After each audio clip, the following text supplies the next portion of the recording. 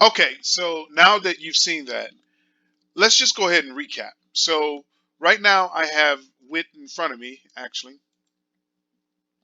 Right now I have in front of me is the Federal Rules of Civil Procedure, which is valid up until December 21st, 2018. I'm sorry, actually, I think that's the production date or the publishing date. And it looks like these things are always 2 to 3 years behind of the current date. That's been my experience. Every time I go and look one of these things up, it's always 2 years behind, 2 or 3 years behind. So, at any rate, I have the Federal Rules of Civil Procedure, and we're shifting. I started off looking at the state laws and the state constitution, but now we're going to shift and we're going to look at the Federal Rules of Civil Procedure.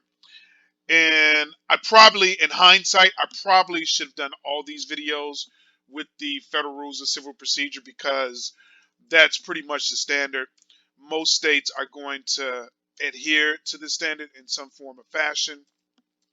And that is probably going to be the best way to have like a generalization. Right now, again, each state is going to have its own little specific little what's the word I'm looking for, anomalies, if you will, or their variants. And the general concept of the Constitution and the jury is going to be federal. So maybe in hindsight, maybe that's why I should have started. So at any rate, let me see if I can get back to where I was. It's going to take a minute for me to do this. Just bear with me.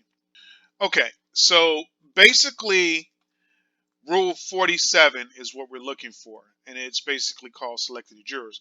Now, funny enough, I actually found this rule or this section under a different rule elsewhere, so I'm kind of curious as to how these things change because even though I know the federal civil rules procedures produced every 2 to 3 years, I would imagine everything remained the same. But I think this is Rule 21 on a previous version or something like that. But at any rate, it basically goes on to say examine jurors. The court may permit the parties or their attorneys to examine prospective jurors or may itself do so, right? If the court examines the jurors, it must permit the parties or the attorneys to make any further inquiry it considers proper, and or must itself ask any of their additional questions it considers proper, right? So it looks like on the federal level, as you may have already heard or you're going to hear after, on the federal level, it looks like what happens is that the judge basically has the option to take control of this process. And in my opinion, if the judge takes control of this process, it's going to limit what the lawyers can do, either prosecuting lawyers or the defending lawyers. It's going to limit what they can actually do. And in my opinion, one of the most important parts of the trial is the jury selection because you're essentially selecting the people who are going to judge you, right? So if you kind of lose on this level, then you're pretty much done, in my opinion, right? So there's several different types of challenge. We'll talk about the last one here first. Excusing a juror during the trial or deliberation, the court may excuse a juror for good cause, right? So, as you have seen in the previous video, and you may see after this section, is that basically what's going to happen is that you have the right to question the jurors, right? And there's going to be a follow-up video to this one where a federal prosecutor is caught admitting on tape how he basically negatively used racism to basically weed people out, right? Or probably a better way to say it is that he was racist and he basically wanted to weed certain people out, right? So you'll see that video. That video is coming up. It's not going to be here in this particular video, but that'll be probably the next video. But essentially, there's going to be a phase of the trial of the jury selection, voir dire, right? And during voir dire, the judge or the attorneys get an opportunity to basically question the jurors. And what they're essentially going to be looking for is that they're going to be looking to get rid of people that are going to be negative towards the trial, or should I say, they're going to be looking for people to get rid of because they know that those people aren't going to help them win the case, right?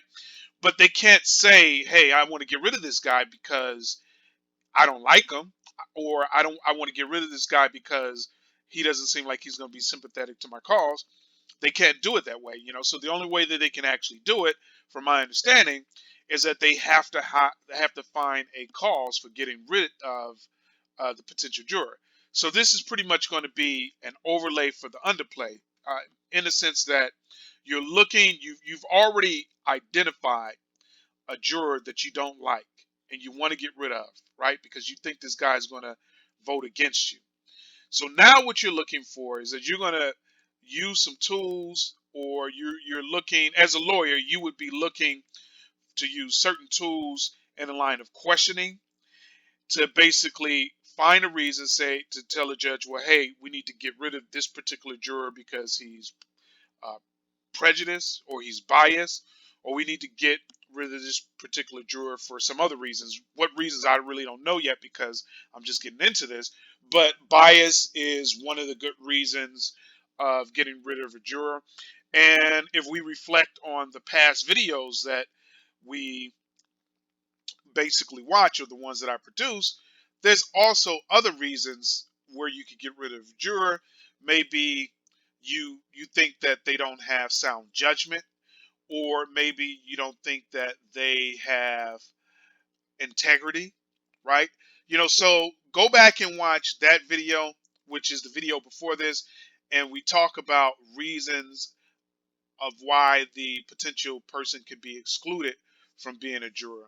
I think it's in the section for the requirements for being the juror. So you can use those as official reasons for getting rid of the juror, but at the end of the day, you're really trying to get rid of the guy because you don't like him, right? So that's the gist of it. Now, the problem with this is that if you're in federal court, it sounds like and if it's a criminal case, the lawyers may have control over this process, but if it's a civil case, it sounds like the judge may just take control over this process. And I'm not even sure if they have complete control of this process in a criminal case. But either way, whether they have control or no control, this is the process that's going to basically, in my opinion, it's going to determine the outcome, right? So in the voir dire section of the jury selection, I imagine there's three possible outcomes. There's either a win, where you get a jury that you know is going to be favorable to your cause, right? You've gotten rid of all the bad apples, and the only people are left, or majority of the people are left, are the people who you believe is going to rule in favor of your cause. The other possible outcome is that you don't select a jury that's going to be favorable to your cause, and for that matter, it's pretty much going to be a loss because you have a bunch of jurors that don't like you or your client, and they're going to find him guilty, or they're going to make him lose a civil trial as soon as they get a chance to, right? And then the third possible outcome, in my opinion, is an outcome whereby you sort of get a tie. You don't necessarily get all of the jurors that you want, and the other side doesn't get all the jurors that they want either, right? So it could end up in a situation, and I'm imagining here, right? I'm embellishing, I'm imagining, but I would imagine there could be a scenario where you end up with half of what you want and half of what you don't want, right? So in that possible outcome, I guess it would be a flip of a coin. But let me talk about some other things, because I've actually served on the jury, and many of you probably have served on the jury too. But I remember serving on the jury, and someone else was appointed the foreman, but I was one of the dominant individuals in on the jurors, right? And basically, in hindsight, 50-50, it occurs to me that although the court may appoint a foreman, someone to basically manage the jury and to basically keep everything in order and make certain decisions.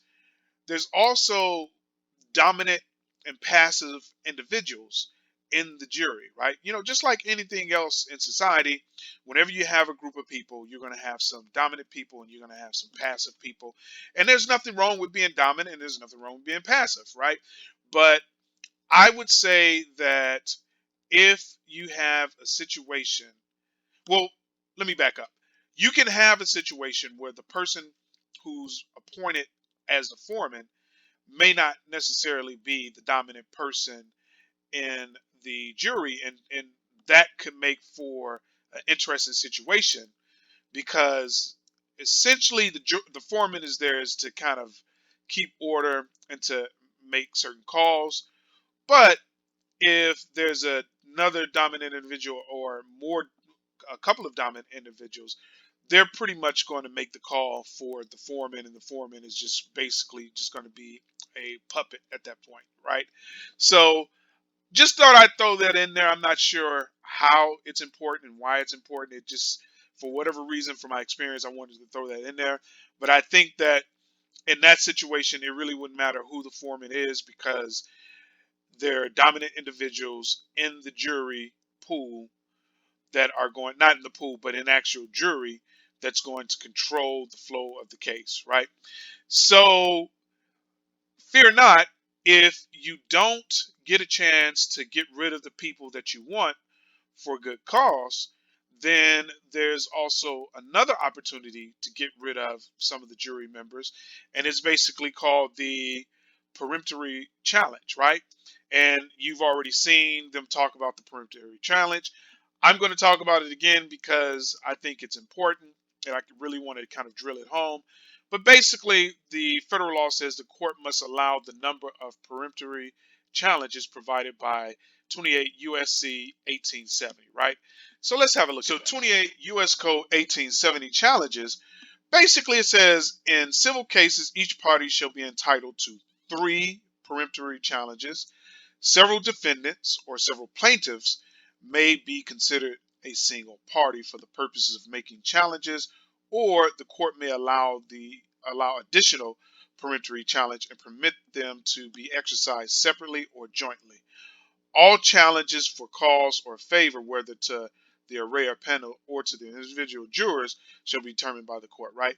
So let's just kind of sort this out a little bit. So basically, everybody gets 3. And if there's multiple defendants or multiple plaintiffs, each side still gets 3, right? So let's say you're in a case and you are in a case with your family. Let's say your family is being accused of, well, let's say so let's say your family is being accused of some horrendous crime, and every member in your immediate family, your mother, your brother, your sister, is being put on trial for, let's say, beating someone up in the street. There was some type of big brawl and your family just lost it. And they just went and just stumped a person to death. And let's say that's the situation. God forbid that your family would, do something like that. But let's just say that's the situation. So in that situation, you would have several different defendants.